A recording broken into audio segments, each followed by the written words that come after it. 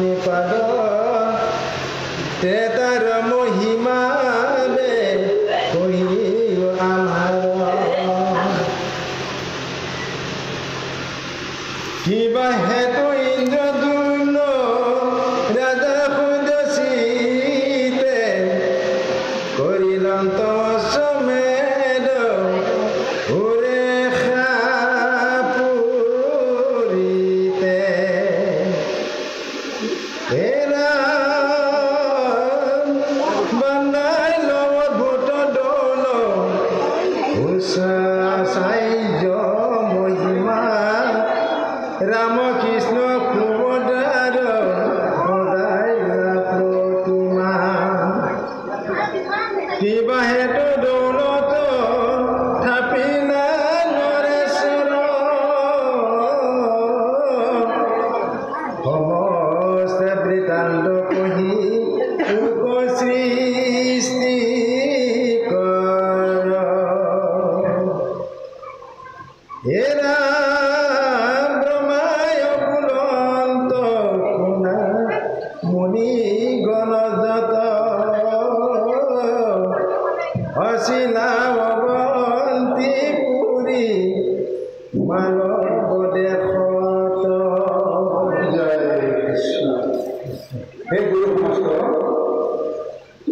উৰেখা বৰ্ণন এই মহাকীৰ্তন পদপদে আৰম্ভ হৈছে আৰু এই উৰেখা কীৰ্তন বা উৰেখা বৰ্ণন ইয়াৰ লগতে জড়িত হৈ আছে জগন্নাথ মন্দিৰ মহানিৰ্মাণ এই নিৰ্মাণৰ সমস্ত তাৎপৰ্য উৰেখা পুৰী স্থাপন কৰা এই জগন্নাথ মন্দিৰৰ যি অলৌকিকতা প্ৰয়োজনীয়তা এই সমস্ত কথা আজি মহাকীৰ্তনত উল্লেখিত হৈছে।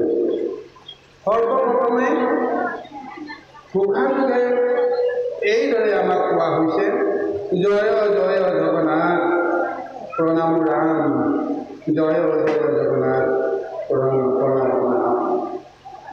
আজি এই ঘোষাৰ জৰিয়তে আমাক এটা কথা স্পষ্টকৈ ক'বলৈ প্ৰযত্ন কৰিছে যে প্ৰভু ভগৱন্তে হয়তো এটা দাপৰ চাৰি যুগত চাৰি মহা অৱতাৰেৰে ৰূপ লৈ জগতক কৃপা কৰিলে। সত্য যুগে হৰি তেতা যুগে ৰাম দাপৰত কৃষ্ণ আৰু কলি জগন্নাথ। যদিও জগন্নাথৰ অৱতাৰ ২৪টা মহা অৱতাৰৰ লগত সম্বন্ধ নাই, কিন্তু যুগ সাপেক্ষে প্ৰভু ভগৱন্তৰ যি মহাপাৰমাৰ্থিক শক্তি লীলা সেই শক্তিক সত্য যুগত প্ৰতিনিধিত্ব কৰিছে হৰি। যি হৰিয়ে সত্য যুগৰ প্ৰায় অৱসানৰ সময়ত গাহ গজেন্দ্ৰৰ যুদ্ধৰ জৰিয়তে গজেন্দ্ৰৰ মহাস্তুতিত সন্তুষ্ট হৈ গজেন্দ্ৰক ৰক্ষা কৰাৰ কাৰণত তেওঁ যি মহাঅৱতাৰ ধাৰণ কৰিলে সেই অৱতাৰেই হৈছে হৰি। সেই হৰি অৱতাৰে কলি যুগক সমস্ত লোককে তেওঁ কৃপা কৰি গৈছে। আৰু তাৰ পিছৰ মহা অৱতাৰ হৈছে ৰাম। আৰু সেই ৰাম অৱতাৰে তেতা যুগত সমস্ত লোককে তেওঁ কৃপা কৰি গৈছে। আৰু দাপৰ যুগত কৃষ্ণ ৰূপে তেওঁ সমস্তকে কৃপা কৰি গৈছে। আৰু সেই কৃষ্ণই অনন্ত কোটি ব্ৰহ্মাণ্ডৰ অধিকাৰীজনৰ ৰহস্য তত্ত্ব সমস্তখিনি তেওঁ লীলাৰ মাজেৰে প্ৰদৰ্শন কৰি গৈছে। আৰু স্বয়ং প্ৰভু ভগৱন্তে সেই কলি যুগৰ আৰম্ভণিতেই তেওঁ দাপৰৰ সেই মহা লীলাৰ সমাপ্তিৰ ক্ষণত বৈকুণ্ঠলৈ গুচি যোৱাৰ পিছতেই কলিৰ আৰম্ভ হ'ল। আৰু প্ৰভুৱে কৈছে যে মই ২৪টা মহাঅৱতাৰৰ সৈতে সত্য তেতা দাপৰ এই তিনিটা যদিও মই যুগ প্ৰতিনিধিত্ব কৰিছে আৰু দুটা মহাবতাৰ বাকী আছে সেই মহাবতাৰ পাৰমাৰ্থিক ৰূপত বুদ্ধ আৰু কলিযুগৰ সমাপ্তিত কল্কি সেই কল্কি নহালৈকে কলিযুগত প্ৰভু ভগৱন্তে জগন্নাথ ৰূপেৰে পাৰমাৰ্থিকভাৱে তেওঁ জগতৰ কৃপা কৰিব সেইকাৰণে চাৰি যুগত চাৰি ধাম তেওঁ নিৰ্ণয় কৰি থৈ গৈছে সত্য যুগত জগন্নাথ য'ত শ্ৰীহৰি নিবাস কৰে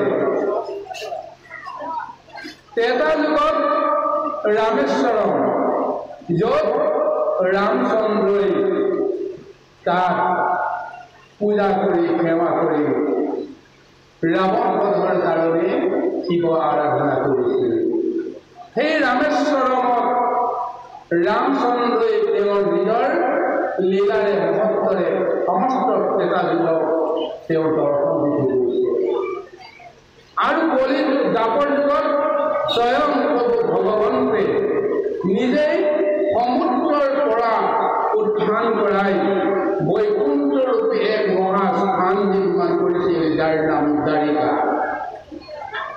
আৰু সেই দ্বাৰকা তীৰ্থই প্ৰভু ভগৱন্তৰ শ্ৰীকৃষ্ণৰ সমস্ত লীলা তেওঁ দৰ্শন দি থৈ গৈছে ৰহস্য তত্ত্ব কৰি থৈ গৈছে আৰু কলিযুগত তেওঁৰ কাৰণে এক মহাতীৰ্থ নিৰ্মাণৰ ব্যৱস্থা কৰিছে জগন্নাথ মন্দিৰ ৰূপে অৱন্তিপুৰৰ ৰজা ইন্দ্ৰদ্যুম্নৰ জৰিয়তে জগন্নাথপুৰীত এই মহা মন্দিৰ নিৰ্মাণ কৰি তাতেই তেওঁ শ্ৰীনিবাস কৰি আছে তাতে তেওঁ সমস্ত জগতক কলিকালৰ নৰসকলক তেওঁ ৰক্ষা কৰি আছে আৰু এইটো সৰ্বজন বিদিত যে পাৰমাৰ্থিকভাৱে প্ৰভু ভগৱন্তে কৃষ্ণই সত্য ত্ৰেতা দ্বাপৰ যুগ সৰ্বখনতে চাৰিটা অৱতাৰেৰ সৈতে আজিও তেওঁ লীলা কৰি আছে হৰিৰূপে তেওঁ স্নান কৰে বদৰিকাশ্ৰমত ৰামৰূপে তেওঁ শয়ন কৰে ৰামেশ্বৰমত কৃষ্ণৰূপে তেওঁ কামলীলা কৰে বিষয় লীলা কৰে দ্বাৰকাত আৰু জগন্নাথত তেওঁ স্বয়ং লক্ষ্মী দেৱীৰ জৰিয়তে তেওঁ ভোজন কৰে গতিকে এজন লোকে এই চাৰিটা মহাকৰ্ম যিহেতু দৈনন্দিন জীৱনত চলি থাকে কৃষ্ণৰো দৈনন্দিন জীৱনত ঠিক তেনেকৈ সত্য ত্ৰেতা দ্বাপৰ কলিৰ মাহাত্ম্যৰে তেওঁ বদৰিকাশ্ৰমত স্নান কৰি আছে ৰামেশ্বৰমত শয়ন কৰি আছে আৰু দ্বাৰকাৰ জৰিয়তে তেওঁ কৰ্মলীলা কৰি আছে আৰু জগন্নাথৰ জৰিয়তে তেওঁ ভোজন গ্ৰহণ কৰি তেওঁ তৃপ্তি পাই আছে এই দৰ্শনেৰে আজি সমস্ত চাৰি যুগক তেওঁ ৰক্ষা কৰি আছে আহক গুৰুসকল আজি এই মহা জগন্নাথ কীৰ্তনত আৰম্ভণিতে সেইকাৰণে জয় জয় জগন্নাথ প্ৰণাম ৰাম এই ঘোষাটো আমাক এইকাৰণে কোৱা হৈছে যিজন জগন্নাথৰ কৃপাত কলিযুগৰ লোকসকল আজিও চলি আছে যদিও আমি ইয়াৰ আগতে কৈছিলোঁ যে 24টা মহা অৱতাৰৰ ভিতৰত জগন্নাথ নামৰ এটা অৱতাৰ নাই কিন্তু এই জগন্নাথ ৰূপেই প্ৰভু ভগৱন্তে কলিযুগৰ লোকসকলক পাৰমাৰ্থিকভাৱে ৰক্ষা কৰি আছে আৰু সেই প্ৰভু ভগৱানৰ আজি ভাগৱতৰ বা এই কীৰ্তনৰ পাদটীকাকৰণ যিজন মহাপুৰুষ শংকৰদেৱে কৰিছিল সেই শংকৰদেৱে আজি গুৰু বৰ্ণনাৰ নামতেই হওক ঈশ্বৰ বৰ্ণনাৰ নামতেই হওক জগন্নাথ নামেৰে তেওঁ আজি মহাস্তুতি কৰিছে নম নম জগন্নাথ ভগতৰ নিধি হৰিৰ স্মৰণে আৰম্ভ হৌক সিদ্ধি উৰেখা কীৰ্তনক শুনিও লুকাই শংকৰে ৰচিলা ব্ৰহ্ম পুৰাণ প্ৰচাৰ ব্ৰহ্ম পুৰাণৰ আধাৰত জগন্নাথ মন্দিৰ প্ৰতিষ্ঠা হোৱাৰ যি মহা বিৱৰণ আছে সেই বিৱৰণৰ আগধৰি শংকৰ গুৰুজনাই এই উৰেষা কীৰ্তন 21টা মহা কীৰ্তনৰ জৰিয়তে বৰ্ণনা কৰিছে। আৰু এই জগন্নাথ মন্দিৰ কেনেকৈ কলিযুগত ভগৱন্তে কাৰ জৰিয়তে নিৰ্মাণ কৰিছিল, এই সমস্ত কথা এদিন ব্ৰহ্মাৰ আগত মুনি সমস্তে প্ৰশ্ন কৰি সুধিছিল যে কলিযুগত যে জগন্নাথ মন্দিৰ প্ৰতিষ্ঠা হ'ব, কেনেকৈ হ'ব, কাৰ জৰিয়তে হ'ব, কি লীলাৰ জৰিয়তে হ'ব। গতিকে এই সমস্ত তত্ত্ব ব্ৰহ্মাই মুনিসকলৰ আগত প্ৰকাশ কৰিছিল। সেই অনুসৰি ব্যক্ত কৰিছে যে মুনিগণে ব্ৰহ্মাক কুশিলা প্ৰণিপাতে ক্ষেত্ৰৰ মহিমা বাবে কহু আমাতে। এই সংসাৰত ক্ষেত্ৰৰ যি মহিমা বৰ্ণন জগন্নাথ ক্ষেত্ৰৰ পৰাই কলিযুগৰ লোকসকলে জানিবৰ কাৰণে এক ব্যৱস্থা আছে। কথিত আছে স্বয়ং প্ৰভু ভগৱন্ত আজিও তেওঁ চৈতন্য ৰূপত জগন্নাথতে তেওঁ সদায় শয়ন কৰি আছে, ভোজন কৰি আছে, আৰু তাৰ জৰিয়তে সমস্ত জগতক তেওঁ কৃপা কৰি আছে। আৰু সেই জগন্নাথক এনেইতো প্ৰভু ভগৱন্তে তাত ভোজন নকৰে, গতিকে সেই ক্ষেত্ৰৰ কিবা নহয় কিবা এটা মহিমা থাকিব। গতিকে সেই ক্ষেত্ৰৰ মহিমাৰ কথা ক'বৰ কাৰণে কোৱা হৈছে। ব্ৰহ্মাই ঋষি মুনিসকলৰ এই অনুৰোধটো ৰক্ষা কৰি আজি সেই জগন্নাথপুৰী নিৰ্মাণ বা পুণ্য তীৰ্থৰ ক্ষেত্ৰৰ যি মহিমাৰ কথা বৰ্ণনা কৰিবলৈ ইন্দ্ৰদ্যুম্ন ৰজাৰ কথা উল্লেখ কৰিছে। এই ইন্দ্ৰদ্যুম্ন ৰজা কোন, এইটো এটা জানিব লগা কথা, বুজিব লগা কথা।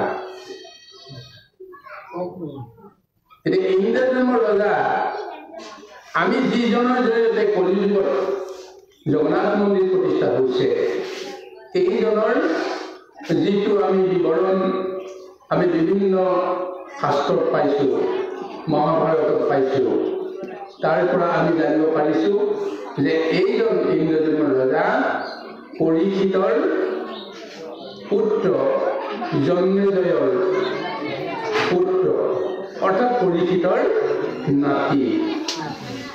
নাতি হিচাপে তেওঁ এই জগন্নাথ মন্দিৰ প্ৰতিষ্ঠা কৰিবলৈ যাওঁতে সেইকাৰণে তেওঁৰ জৰিয়তে ব্ৰহ্মাই বা পৰম প্ৰভু ভগৱন্তে তেওঁ যিটো চেতনা দিলে, সেই চেতনা অনুসৰি তেওঁৰ পূৰ্বজ জগতৰ ঈশ্বৰ ভগৱন্ত কৃষ্ণ, বলৰাম আৰু সুভদ্ৰাৰ প্ৰতিমূৰ্তি তেওঁৰ জৰিয়তে নিৰ্মাণ হৈছে। গতিকে এই তত্ত্বমতে আমি জগন্নাথ নিৰ্মাণ কৰোঁতা ইন্দ্ৰদ্যুম্ন ৰজাৰ কথা আমি এনেদৰে জানো। কিন্তু সত্য যুগত অন্য এজন ইন্দ্ৰদ্যুম্ন ৰজা আছিল। এইখিনি কথা আপোনালোকে ভুল নকৰিব। একে নামত বিভিন্নজনে বিভিন্ন কৰ্ম বিভিন্ন সময়ত কৰিব লগা হয়। সেইজন ইন্দ্ৰদ্যুম্ন ৰজা তেওঁ অগস্ত্যী ঋষিৰ অভিশাপত অভিশপ্ত হৈ তেওঁ গজেন্দ্ৰ হ'ব লগা হৈছিল। আৰু একে সময়তে সেই সত্য যুগতে হুহু নামৰ গন্ধৰ্বৰ ৰজাজনে তেওঁ ঋষিৰ অভিশাপত অভিশপ্ত হৈ গ্ৰাহক হ'ব লগা হৈছিল। আৰু সেই গ্ৰাহক উদ্ধাৰ কৰিবৰ কাৰণে এজন সাধু সন্ত মহন্তৰ প্ৰয়োজন আছিল। দেৱল ঋষিৰ চৰণত পৰি যেতিয়া হুহু গন্ধৰ্বই বাৰে বাৰে তুলি কৰিছিল যে আপুনি মোক তৰণৰ কিবা এটা উপায় দিয়ক, উপায়ন্তৰ হৈ সৰ্বশেষত দেৱল ঋষিয়ে তেওঁক উপায় দিছিল। আজি যেনেদৰে মোৰ চৰণত ধৰি তুমি মহা অনুৰোধ কৰিছা, মহাতুতি কৰিছা, ঠিক তেনেদৰে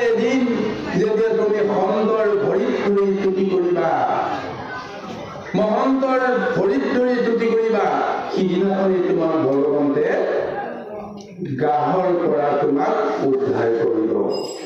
সেইকাৰণেহে আপোনাৰ গাহৰ আৰু গজেন্দ্ৰৰ যুদ্ধৰ মাজত যিটো বৰ্ণনা আমি পাইছিলোঁ যে গজেন্দ্ৰই গাহৰ পৰা ৰক্ষা পাবলৈ তেওঁ যত্ন কৰি আছে, কিন্তু গাহৰে গজেন্দ্ৰক এৰি দিবৰ কাৰণে কেতিয়াও ইচ্ছা কৰা নাই। কাৰণ সেই গাহৰে বুজি পাই আছিল তেওঁ পূৰ্বজন্মৰ কৰ্মৰ ফলত জাতিস্মৰ জ্ঞান এটা লৈছিল। গতিকে তেওঁ জানে যে মই যদিও গাহৰ হওঁ কিন্তু মই পূৰ্বতে কি আছিলোঁ, আৰু সেই অনুসাৰে সেই জ্ঞানে জগতৰ সমস্তকে তেওঁ চিনি পোৱাত অসুবিধা নহয়। যেতিয়া মহা অহংকাৰী গজেন্দ্ৰ ৰূপে হাতীটোৰ গৈ যেতিয়া জলত স্নান কৰিবলৈ গৈছিল, সেই সময়তে সেই গাহৰে গম পাই গৈছিল, গন্ধলৈ গম পাই গৈছিল যে মহাসন্ত সাধু মহন্ত মহাবৈষ্ণৱ আজি মোৰ ওচৰলৈ আহিছে, আজিয়েই মই নিশ্চয় এই অভিশাপৰ পৰা মুক্ত হ'ম। সেইকাৰণে তেওঁ আচলতে গজেন্দ্ৰৰ ভৰিত তেওঁ কামোৰা নাই, তেওঁ গজেন্দ্ৰৰ ভৰিতে ধৰি আছে। প্ৰকৃত যিটো ব্যৱস্থা সেইটো এনে ৰূপতহে হৈ আছে, কিন্তু মায়া সংসাৰত আমি বিপৰীত দৃশ্যটো দেখি যিটো দেখিছোঁ তাকে আমি বুজিছোঁ। গাহৰে আৰু গজেন্দ্ৰই মহাযুদ্ধ কৰিছে, কিন্তু গজেন্দ্ৰক গিলিবৰ কাৰণে গাহৰ অকণমান ইচ্ছা নাই। কিয় নাই? গাহৰ গিলিলে তেওঁতো মুক্তি নাপাব। তেওঁ ভাবিছে তুমি যেনে তেনে পাৰলৈ মোক তুলি নিয়া, পাৰলৈ তুলি নিলে মই ৰক্ষা কৰিম। বাৰু সেইখন যুদ্ধৰ কথা বেলেগ। বাৰু যি কি নহওক আমি সেইকাৰণে ইন্দ্ৰদুম্ন ৰজাৰ দুজন, এই দুজনৰ কথাটো আজি আমি আপোনালোকৰ আগত এইকাৰণে ব্যক্ত কৰিব লগা হৈছে। ইন্দ্ৰদুম্ন ৰজাৰ কথা কোৱাৰ লগে লগে আমি বিভ্ৰান্ত হৈ যাওঁ। আচলতে কলি যুগত স্থাপন হৈছিল নে সত্য যুগত স্থাপন হৈছিল জগন্নাথ? গতিকে এই কাৰণতে আমাৰ নানান ধৰণৰ সংশয় আহে। তাৰ কাৰণতে আমি বিষয়টো উপস্থাপন কৰিছোঁ। যি কি নহওক আজি এই কলি যুগৰ ৰজা ইন্দ্ৰদুম্নৰ যি মহাগুণ গৰিমাৰ কথা এতিয়া ব্ৰহ্মাই প্ৰথমতে ব্যক্ত কৰিছে। তেওঁৰ সমান মহা ধাৰ্মিক ৰজা সেই সময়ত এই জগতত নাছিল, আৰু তেওঁ অৱন্তিপুৰ নামৰ এখন নগৰত তেওঁ ৰাজত্ব কৰিছিল, যিখন দেশৰ নাম মালৱ দেশ বুলি উল্লেখ কৰিছে। আৰু সেই মালৱ দেশৰ ৰাজধানী বা নগৰ আছিল অৱন্তিপুৰ। সেই অৱন্তিপুৰতে থাকি তেওঁ মহা বৈষ্ণৱ হৈ ভকত হৈ ভগৱন্তৰ ভক্ত হৈ তেওঁ মহা কৰ্ম কৰি জগতক তেওঁ পালন কৰিছিল। আহক সেই ইন্দ্ৰদুম্ন ৰজাৰ মনত কি ভাৱনাবাৰ জাগৰণ হ'ল পৰমে আমি বিচাৰিবলৈ যত্ন কৰিম। কৃষ্ণ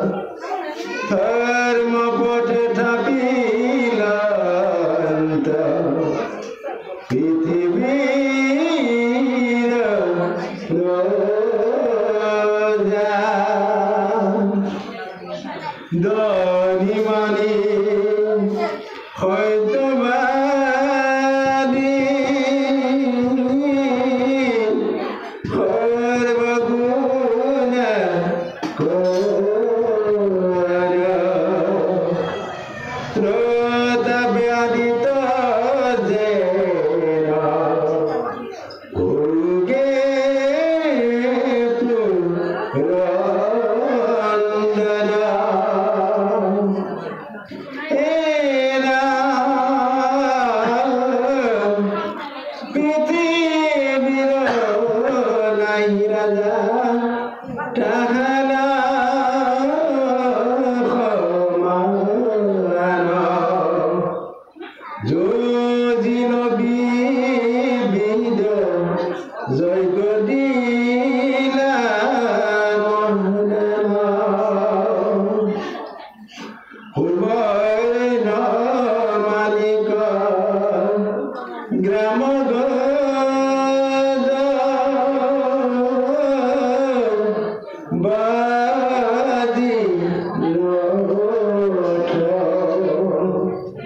নিৰন্তৰ বিপ্ৰৰ পুৰিলা মনোৰথ হে হিমতে পৃথিৱীক পলন্ত নিপতি দিনে গোটাহান হেৰ উপজিলা মতি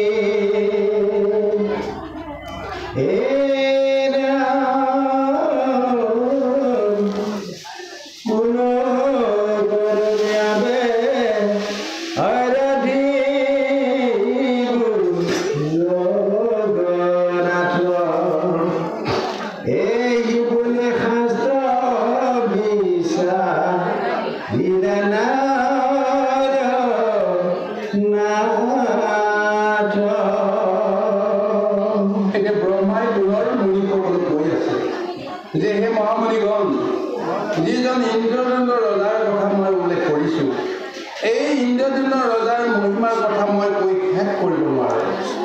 তেওঁ এই ধাৰাধামত তেওঁ যদি ইন্দ্ৰ সদৃশ এক ৰূপ লৈ শক্তি লৈ তেওঁ লীলা কৰি আছে। স্বৰ্গৰ অমৰাৱতীত যেনেকৈ ইন্দ্ৰই মহাভোগ কৰে, ঠিক তেনেদৰে মৰ্ত্যটো সেই অমৰাৱতী সদৃশ অৱন্তিপুৰ নগৰত থাকিয়েই তেওঁ সেই মহা লীলা কৰি আছে, ভোগ কৰি আছে, মহাশক্তি লাভ কৰি আছে। গতিকে ইন্দ্ৰক এই বুলি পুনৰ তেওঁ ইন্দ্ৰৰ অৰ্থটো ব্যক্ত কৰিছে, যি ইন্দ্ৰই সদায় দৈত্যৰ নগৰ ধ্বংস কৰে আৰু সমস্ত ভোগ তেওঁ নিজে গ্ৰহণ কৰে, যাৰ স্বভাৱ সি দৈত্য বুদ্ধি সমস্ত নাশ কৰি সমস্তৰ পৰাই তেওঁ ভোগ গ্ৰহণ কৰি সুখী হ'ব পৰা যিটো ব্যৱস্থা আছে, সেই ব্যৱস্থাটো আছে ইন্দ্ৰৰ। আজি সেই ইন্দ্ৰ সদৃশ জগন্নাথক নিৰ্মাণ কৰোঁতা এই ইন্দ্ৰজন্ম ৰজাৰ কথা উল্লেখ কৰিছে। তেওঁ এই সংসাৰৰ পৰা আসুৰিক শক্তিবিলাকক নাশ কৰি কেনেকৈ সেই আসুৰিক শক্তিৰ জৰিয়তে আমি ঈশ্বৰক সেৱা কৰিব পাৰোঁ, পূজা কৰিব পাৰোঁ, তাৰ জৰিয়তে মহা আনন্দ আৰু সুখৰ কাৰণে আমি প্ৰভু ভগৱানৰ কৃপা পাই এই জগতত মহাভোগ আমি কৰিবলৈ শক্তি পাব পাৰোঁ। তাৰ কাৰণে জগন্নাথৰ নিৰ্মাণ আৰু সেইজন ইন্দ্ৰদেৱ ৰজাক ইন্দ্ৰৰ সদৃশ এটা ৰূপ দিছে। যেন স্বৰ্গত আছে দেৱৰাজ ইন্দ্ৰ আৰু মৰ্ত্যত আছে ইন্দ্ৰদম্ন, দুইজনৰ মাজত যেন কোনো পাৰ্থক্য নাই, দুইজনৰ মাজত যেন এটাই ৰূপ, ঠিক এনেদৰে বৰ্ণনা কৰিছে। আৰু সেইজন ৰজাৰ কথা কৈছে, ধৰ্ম পথে পালিলন্ত পৃথিৱীৰ প্ৰজা, দানী মানি সত্যবাদী সৰ্বগুণা কৰ, প্ৰতাপে আদিত্য যেন ভোগে পুৰন্দৰ। ইমান সুন্দৰভাৱে কৈছে যে তেওঁ ধৰ্ম পথেৰে সমস্ত প্ৰজাক প্ৰতিপালন কৰিছে আৰু দান দক্ষিণা সেৱা পূজাত তেওঁ সৰ্বগুণ সম্পন্ন সৰ্বগুণাকৰ হৈছে আৰু লগতে শত্ৰুৰ লগত যুঁজিবৰ কাৰণে যি প্ৰচণ্ড প্ৰতাপ প্ৰচণ্ড শক্তিৰ প্ৰয়োজন, সেই শক্তিও তেওঁ ধাৰণ কৰি আছে। গতিকে পৃথিৱীত তেওঁৰ সমান মহাৰজা এই জগতত নাই। জগতৰ কল্যাণৰ কাৰণে তেওঁ নানা ধৰণৰ পূজা কৰিছে, যজ্ঞ কৰিছে, দান কৰিছে, এই সমস্তবিলাক তেওঁ জগতৰ কল্যাণৰ কাৰণে কৰিছে। ইন্দ্ৰদেৱ ৰজাই ভোগৰ লগত সম্বন্ধ থাকিও তেওঁ ভোগৰ লগত তেওঁ কোনো আসক্তি নাছিল। এইটোৱেই হৈছে ডাঙৰ তাৎপৰ্য। ভোগ কৰিছে হয়, কিন্তু ভোগৰ লগত তেওঁ আসক্তি নাই। ঈশ্বৰে যি দিছে সেই সম্পদকে পৰম তৃপ্তিৰে গ্ৰহণ কৰি তেওঁ সুখী হৈছে। আৰু ঈশ্বৰেতো তেওঁ দিছে ঈশ্বৰৰ সমস্ত সম্পদ জগতত তেনেকৈ তেওঁ ৰাখি থৈছে। এইবিলাক কাৰ কাৰণে ৰাখি থৈছে? প্ৰভু ভগৱন্তে ভকতে ভোগ কৰিব বুলিয়েই প্ৰভু ভগৱন্তে সেই দ্ৰব্যবিলাক জগতত ৰাখি থৈছে।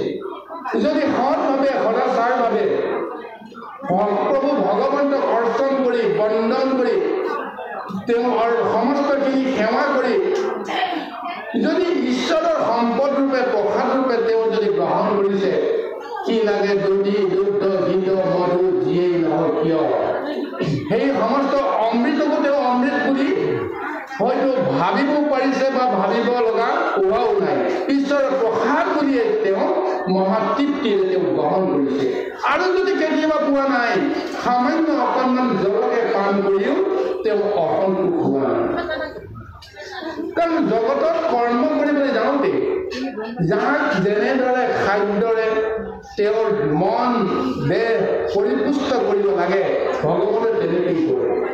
ঠিক তেনেকৈ ভকতকো সদায় ঈশ্বৰৰ কৰ্ম কৰি থকা ভকতজনক নিবিচাৰিলেও সদায় পঞ্চামৃত তেওঁ ভোজন কৰাই থাকে। আৰু ভকতে নিবিচাৰিলেও প্ৰভু ভগৱন্তৰ পৰা প্ৰসাদ ৰূপে সেই পঞ্চামৃত সদায় পাই তেওঁ পৰম তৃপ্তি লাভ কৰি আছে।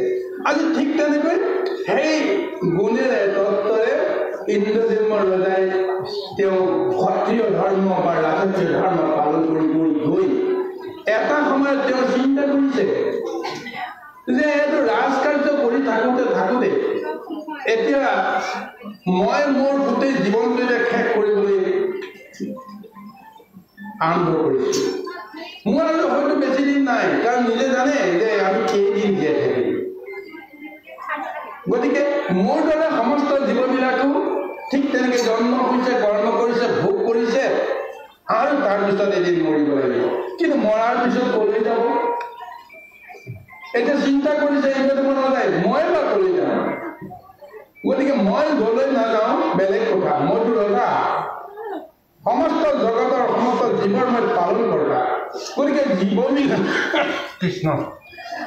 জীৱবিলাকে যেন কোনো কাৰণত মায়াত বন্দী হৈ যেন তেওঁলোকক পাপত মৰিব লগা নহয়। তেওঁলোকে কেনেকৈ মুক্তি পাব তাৰ কিবা ব্যৱস্থা আছে নেকি? সেইকাৰণে তেওঁৰ মনত এটা কথা চিন্তা আহিল যে নিৰন্তৰে বিপ্ৰ কৰিলা মনোৰথ, এহিমতে পৃথিৱীক পালন্ত নিপতি, দিনকে তাহাৰ হেন উপজিল মতি, কোন কৰ্ম আবেগ আৰাধিব জগন্নাথ, এহি বুলি শাস্ত্ৰৰ বিচাৰিলা নৰনাথ। এতিয়া জগতৰ নাথ যাক কয় তাকে জগন্নাথ বুলি কৈছে। এতিয়া তেওঁ যি মহাপুৰী পিছত তেওঁ নিৰ্মাণ কৰিব, তাত যে তেওঁ জগন্নাথ নাম এটা তেওঁ প্ৰৱৰ্তন কৰাব, এই ধাৰণা তেওঁ মনলৈ অহাই নাই। এটা আধ্যাত্মিক নাম জগন্নাথ, জগতৰ যিজন নাথ সেইজনকে কোৱা হৈছে জগন্নাথ, জগতৰ যিজন স্বামী। গতিকে সেই জগতৰ স্বামীজন তেওঁ নিৰাকাৰ আছে, তেওঁ নিৰঞ্জন, তেওঁ আকাৰ নাই, যাৰ জন্মও নাই, যাৰ মৃত্যু নাই। সেইজনক এতিয়া মই কেনেকৈ আৰাধনা কৰিম? এতিয়া তেওঁৰ মনত এই ভাৱনাটো আহিছে। দেৱতাসকলক আৰাধনা কৰিবৰ কাৰণে অসুবিধা নাই, কাৰণ দেৱতাসকলে এটা ৰূপ লৈ আছে, মাতিলে তেওঁলোক আহিব। কিন্তু পৰম ঈশ্বৰ প্ৰভু ভগৱন্ত যিজনক জগন্নাথ বুলি কোৱা হৈছে, সমস্ত জগতকে যিজনে ৰক্ষা কৰি আছে, সেইজনক কেনেকৈ মই আৰাধনা কৰিম? এই ভাৱনাটো ইন্দ্ৰজিম্ন ৰজাৰ মনলৈকে আহিছে। সেইজনক পূজা নকৰিলে জগতে কেতিয়াও মুক্তি নাপাব, জগতৰ কেতিয়াও কল্যাণ নহ'ব। এনেকুৱা এটা বদ্ধমূল ধাৰণা তেওঁ গুৰুমুখে তেওঁ লাভ কৰিছিল। গতিকে সেই জগন্নাথক পূজা কৰিবৰ কাৰণে তেওঁ যে উপায় বিচাৰিছে। আহক ইয়াৰ পিছতলৈকে আমি আগবাঢ়িম।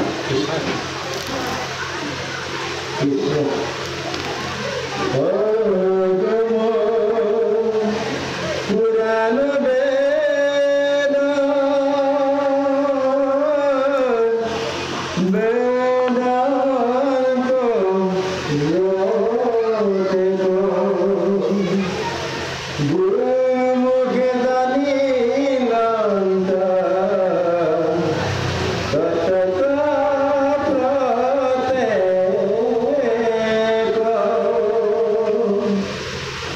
মুকতি ইসায়েরি লন্ত ভ্রান্তি জ্ঞান মতে আরাধু মনে করে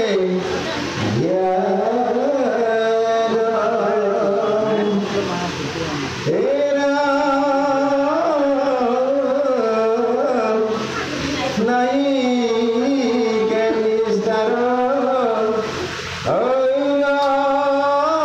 মাধবত পরে চক্র গদা পর্ব জরসারি করে পদ্মপত্র সমসার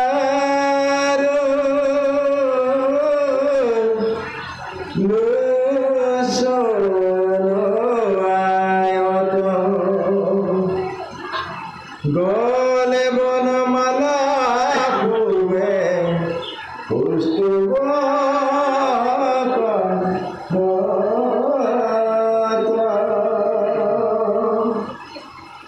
কিরত কিরিটি করে কাঙ্কন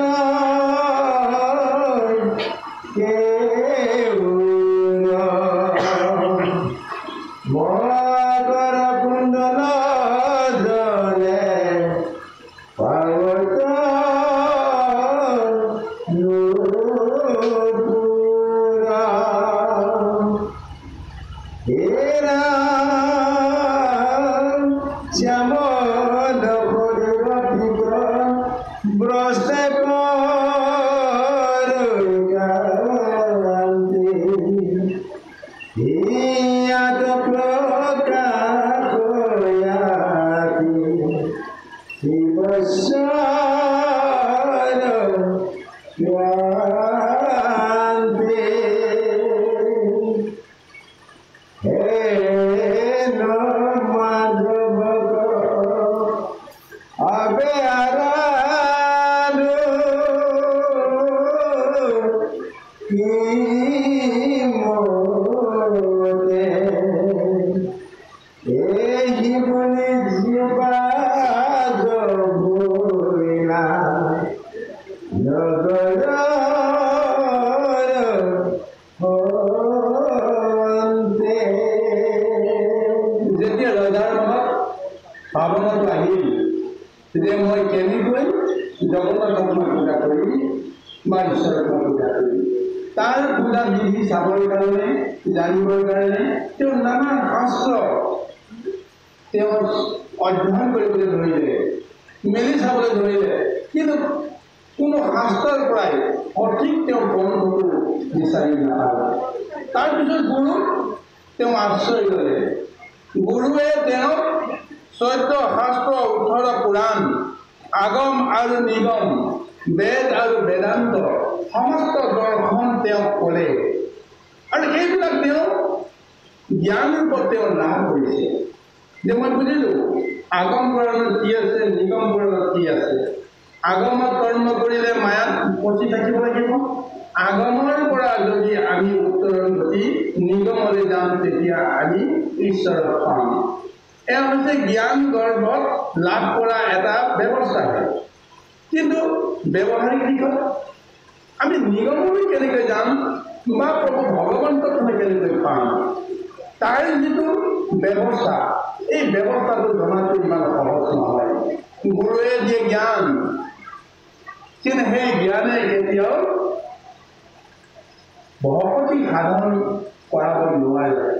ভকতি সাধন হ'ব জ্ঞান লাভ কৰাৰ পিছত, গুৰুৰ পৰাই হওক, শাস্ত্ৰৰ পৰাই হওক, ভকতৰ পৰাই হওক, জ্ঞান লাভ কৰাৰ পিছত সেই জ্ঞানৰ যিটো ব্যৱহাৰিক আচৰণ, সেই আচৰণৰ জৰিয়তেহে ভকতি উদ্ভৱ হ'ব হৃদয়ত, মনত। তেতিয়াহে সেই ভকতিৰ আচৰণ কৰিব পৰা অৱস্থালৈকে আহিব। গতিকে জ্ঞানে কেতিয়াও ভকতি সাধন কৰিব নোৱাৰে যদিহে তেওঁৰ আত্মাত সেই জ্ঞানৰ প্ৰচলনখিনি নহয়। জ্ঞানৰ জৰিয়তে জগতত চিনিব পৰা যিখিনি ব্যৱস্থা যদি নহয় তেতিয়া কেতিয়াও ভকতি আহিব নোৱাৰে। গতিকে সেইকাৰণে এতিয়া ইন্দ্ৰদেৱৰ ৰজাৰ মনত সেই ধাৰণা আহিল, মই চব জ্ঞান পালো, কিন্তু মই ঈশ্বৰক কেনেকৈ আৰাধনা কৰিম, সেইজন ঈশ্বৰক মই কেনেকৈ পাম? আৰাধনা কৰিলেতো হ'ব, তেওঁতো সন্তুষ্ট হ'ব লাগিব। সন্তুষ্ট হোৱাৰ পিছত তেওঁ আহি মোক দেখা দিব লাগিব, মোৰ মনৰ কথাখিনি তেওঁ শুনিব লাগিব, বুজিব লাগিব, আৰু মোক কৃপা কৰিবৰ কাৰণে তেওঁ ইচ্ছুক হ'ব লাগিব। গতিকে ইমানখিনি কৰিবলৈ যাওঁতে তেওঁ সন্তুষ্ট কৰিব পৰাটো ইমান সহজ কথা নহয়। গতিকে ইন্দ্ৰদেৱৰ ৰজাৰ মনত এই ভাৱনাটো এইকাৰণে আহিছে যে ইমান দিনে তেওঁ ৰাজকৰ্ম পালন কৰি আছে, তেওঁ শুদ্ধ চিত্তে শুদ্ধ অন্তৰে সৈতে তেওঁ কৰ্মখিনিতে তেওঁ কৰি আছে, কৰ্মযজ্ঞহে কৰি আছে। ইমান দিনলৈকে তেওঁ আচলতে নিজৰ আত্মাক তেওঁ গতি দিব পৰাকৈ তেওঁ ভাবিবই পৰা নাছিল। ৰাজকৰ্ম যিটো তেওঁ সেই কৰ্মখিনি শুদ্ধৰূপে কৰোঁতে কৰোঁতে এটা সময়ত তেওঁ উপলব্ধি কৰিলে সঁচাকৈ এইবিলাক কাম কৰি আৰু মোৰ কোনো লাভ নহ'ব। এতিয়া কৰ্মৰ বৈৰাগ্য আহিছে। একেটা কৰ্মকে কৰি কৰি কৰি কৰি আপুনি যদি সেই কৰ্মৰ পৰা আচল একো আপুনি বিচৰা বস্তুটো যদি বিচাৰি নাপায়, সেই কৰ্মটো কেনেকৈ কৰিব? শেষত চিন্তা কৰি ইমানবিলাক কৰ্ম বিচাৰি কৰিব, জগতৰ উপকাৰ হওক বা নহওক, মোৰ কি উপকাৰ হ'ব? মইতো জগতৰ লোকসকল জ্ঞানীয়ে হওক বা অজ্ঞানীয়ে হওক, তেওঁলোকে যি হয় হওক, কিন্তু মই উদ্ধাৰ পাম নে নাপাম? মই যদি উদ্ধাৰ পোৱাৰ ব্যৱস্থা এটা ৰাস্তাতে পাওঁ, তেতিয়াহে তেওঁলোককো মই দিব পাৰিম। প্ৰজাসকলটোতো মোতকৈ তেওঁলোক সদায় মানে নিচত আছে, মই উচ্চত আছোঁ। মই তেওঁলোকৰ অভিভাৱক, মই তেওঁলোকৰ পিতৃ। মই যদি শুদ্ধ ৰাস্তাটো বিচাৰি পাম, তেতিয়াহে তেওঁলোকক দিব পাৰিম। গতিকে এনেকুৱা এটা আচৰণে সৈতে এতিয়া তেওঁ একান্তভাৱে তেওঁ বিশ্বাস কৰি ল'লে যে মাধৱক আৰাধনা কৰাৰ বাহিৰে বেলেগ উপায় নাই। ইয়াৰ আগতে তেওঁ যজ্ঞ কৰিছিল কোনোবা দেৱতাক সন্তুষ্ট কৰিবৰ কাৰণে, দেৱতাক সন্তুষ্ট কৰি দেৱতাৰ পৰা কৃপা পাই জগতৰ লোকসকলৰ যে কল্যাণ হ'ব। কাৰণ জগতৰ লোকসকলে সদায় আশা আকাংক্ষা বিষয় কৰিব এইখিনিকে বিচাৰে ৰজাৰ পৰা। গতিকে ৰজাইতো তেওঁলোকক দিবৰ কাৰণে সেই দেৱতাৰ পৰাইতো বিচাৰিব লাগিব। এনেকুৱা কৰ্ম কৰোঁতে তেওঁ লাগে জ্বৰ কীৰ্তি গুণ গৰিমা যিমানেই বাঢ়ি নাযাওক কিয়, তাক লৈ এতিয়া তেওঁ নিজে সন্তুষ্ট হ'ব পৰা নাই। এতিয়া তেওঁ চিন্তা কৰিছে মাধৱক আৰাধনা কৰাৰ বাহিৰে গত্যন্তৰ নাই।